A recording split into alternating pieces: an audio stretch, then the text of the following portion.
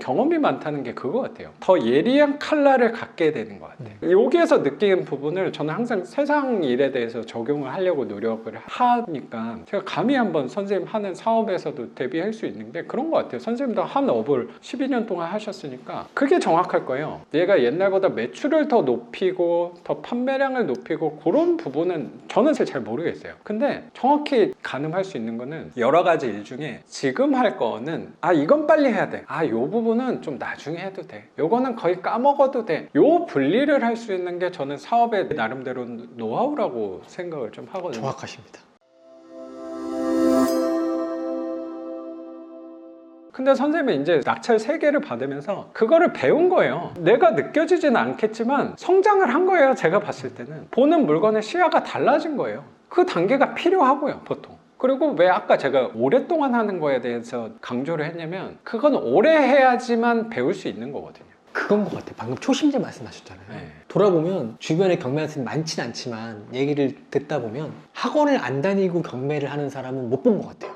그리고 하나같이 하는 게 빨간 글씨 있는 거 하지 마라, 위반건축물 하지 마라, 상가 위험하다, 아파트만 해라, 단타해라, 빌라 하지 마라, 이런 말들이 되게 많은 것 같아요. 말씀을 들어보니까. 맞아요. 그 말씀의 연장선에서 돌이켜보면 그 사람들은 빨간 글씨 있으면 안 할 것 같고 물어본다 해도 그 학원 입장에서는 굳이 많은데 그 물건을 하라고 그렇죠. 할 이유가 있을까? 하라고 하려면 다 설명을 해줘야 되는데 하나부터 10까지 다 책임을 져줘야 된다는 생각을 하니까 더 하지 말라고 할 것 같아요. 선생님 네. 말씀에서 공감이 되는 게 저도 가르치는 업에 종사를 하다 보니까 편하게 하고 싶어요. 사람이다 보니까. 네. 그러면 굳이 위반건축물이 100% 대출이 다 해준다라기보다는 해줄 가능성이 크다예요. 근데 그거에 대해서 책임을 내가 질 수는 없잖아요. 내가 나온다고 했다가 안 나올 수도 있거든. 그쵸. 그러면 그 사람은 나를 원망할 거거든요. 맞습니다. 그럼 내 입장에서 생각했을 때 안 나온다고 얘기하는 게 훨씬 편해요. 실제로 그런 그런 교육자들도 저는 되게 많이 받고 우리 대출 미리 확인해 볼 때 법무사한테 제가 연결도 해드리잖아요. 네. 어떤 데는 안 나온다고 하는 데도 있을 거고 또 딴 데 물어보면 된다는 데도 있을 거예요. 그게 언제 또 달라지냐면 낙찰 받으면 또 그게 달라져요. 그거를 저도 알게 된 거죠. 그런 부분에서 이거 무조건 돼? 안 돼로 얘기를 그래서 안 하는 것 같아요. 맞아요. 가능성이 커. 조금 더 안전하다 하면 100에 가까워라고 얘기를 하지 이거 100% 나와라고 얘기하는 거는 사실 많진 않아요. 일반 물건에 대해서는 어쩌면 거의 100에 가깝게 얘기를 하는 것 같긴 한데 제가 혼자서 입찰하게 된 계기도 그것도 있었어요.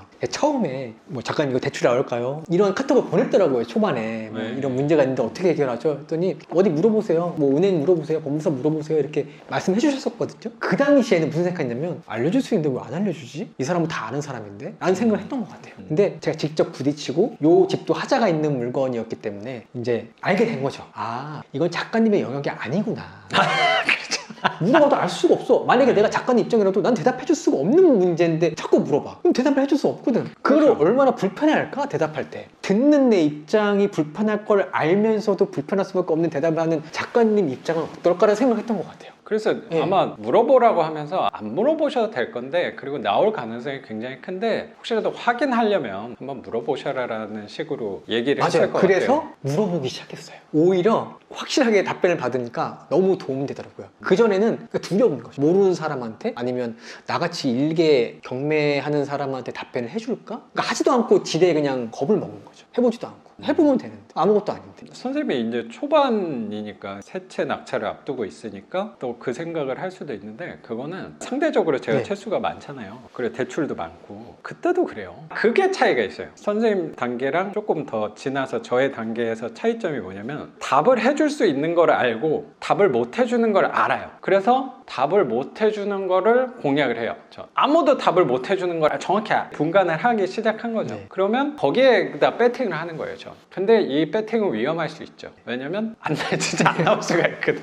최근 물건 같은 경우도 대출 구하기를 되게 애를 먹고 있어요. 쉽지 않을 것 같아요. 아직까지. 맞아요. 그 지점 너무 좋아요. 왜냐면 제가 이 물건을 하기 전에 물어봤었어요. 작가님한테. 저는 어떤 부정적인 대답이 나올 거라고 생각했는데 딱 한마디로 조물건이잖아요. 해보세요. 이런 거는 오히려 편하죠. 돌이켜보면 만약에 다른 학원이 다른 선생님이었으면 하지 말라고 했을 게 분명하다. 돌아보니까. 아 싫지 하지 말라 그러지. 예, 근데 너무나 명확하게 이유도 필요 없어. 좋은 물건이잖아. 하세요. 그때부터 제가 알아본 거죠. 아, 해도 되겠구나. 근데 제가 뭐 유튜브라든지 인터넷 보면 10명이면 15명이 하지 말라 그런 물건이에요. 더더군다나. 근데 이런 생각을 했던 거예요. 작가님이 세상 모든 만물을 다 알 수 있을 정도의 사람이 아니라고 저는 알고 있죠. 그리고 그렇죠. IQ가 뭐 200, 250의 아인슈타인급 두뇌를 갖고 있다. 그렇게 생각도 안 합니다. 단지 먼저 배웠고 먼저 그 길을 걸었고 말씀하신 대로 오랜 시간, 10년 넘는 기간 동안 여러 가지 경험을 하셨기 때문에 저는 그 경험에서 나오는 말 한마디가 너무 큰 도움이 됐던 것 같아요. 그리고 그 경험이 다른 사람이 말해주는 맞다 틀리다보다 더 신뢰를 했던 것 같습니다. 경험이. 그 어떤 말씀보다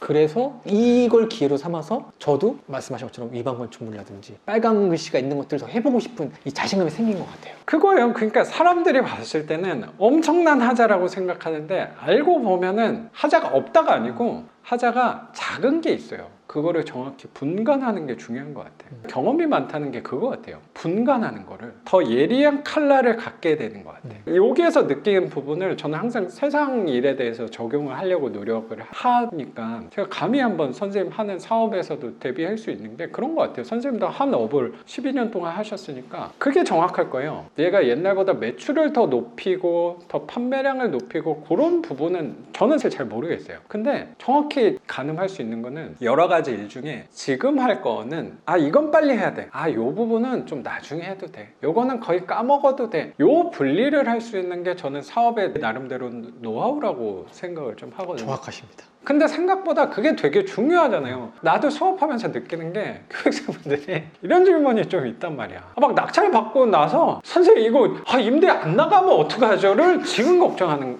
경우가 있어요. 그 고민은 어차피 하거든요. 근데 그 지금 단계가 고민이 아니야. 맞아요. 지금은 뭐 대출을 알아본다던가 명도를 하는데 맞습니다. 어떤 사람이 살고 있는지도 모르는데 선생님 이거 명도하면 이때쯤인데 이때 비수기인데 이거 집이 안 나가면 어떡하지? 이 가격에 나갈 수 있을까요를 낙찰받은 날 왜 고민하는지 잘 모르겠는 거야. 그런 질문을 왔을 때 화가 날 때가 있죠. 팔자가 좋다고. 작가님 누구보다 직설적이시잖아요. 그럴 때는 또 네. 언성을 네. 높일 때도 분명히 네. 있죠. 경험이 많다는 게 그런 부분이 아닐까 생각이 좀 들어요. 지금 할 것과 나중에 할 거를 분리하는 과정이 아닌가라는 생각이 선생님하고 얘기하다 보니까 또 느껴지는 것 같습니다. 선생님. 이런 대화할 때가 즐거워요. 어떻게 보면 중요하지 않을 수도 있는 부분일 수도 있는데 뭔가 경매, 부동산, 월세, 투자를 빌미로 해서 이렇게 바쁘신 분을 이 명분을 삼아서 선생님의 고민거리야, 불편한 부분, 어쩌면 그리고 깨달았던 부분에 대해서 서로 공감을 할 때가 이게 살아가는 즐거움이 아닐까. 어쩌면 제가 영상을 꾸준히 놓지 않고 할 수 있는 이유가 이런 즐거움을 얻는 부분 때문이 아닌가라는 생각이 좀 드는 것 같아요, 선생님. 말씀 덧붙이자면 경매를 하면서 얻게 된 게 어떻게 보면 부가 풍요로워졌다? 아주 미세하지만 그것도 있지만 그 인간관계의 즐거움을 성취감처럼 진짜 오랜만에 느꼈어요. 경매하면서 만나는 사람들이 그래도 한 명, 두 명씩 늘어가면서 너무 즐겁더라고요. 작가님을 항상 뵙고 싶은 이유도 생각하지 못했던 부분들 아니면 나를 바라보고 객관적으로 말씀해 주시는 부분들이 도움도 되고 말씀하신 것처럼 공감도 되니까 너무 좋아요. 대화하는 게. 저도 좋습니다. 낙찰 될 때마다 연락을 드릴 겁니다.